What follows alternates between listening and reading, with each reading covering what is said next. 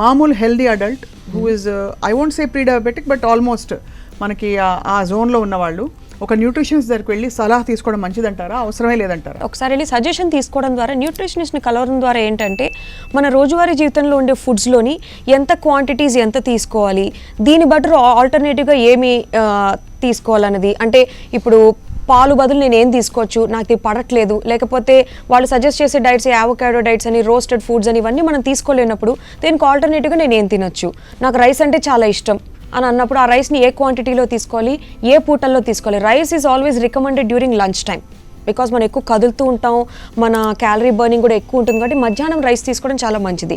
Night time ఒకవేళ తీసుకోవాలనుకున్న early dinner before 8 PM dinner తీసుకున్న వాళ్ళు, అలాంటి వాళ్ళకి అది ఉపయోగపడుతుంది. సో ఇలాంటి ఇంకా క్రూషియల్ పాయింట్స్ ఎన్నెన్నో మనకి న్యూట్రిషనిస్ట్ అనేవాళ్ళు సలహా ఇస్తారు కాబట్టి డే టు డే లైఫ్లో ఇవి మనకి చాలా ఉపయోగపడతాయి.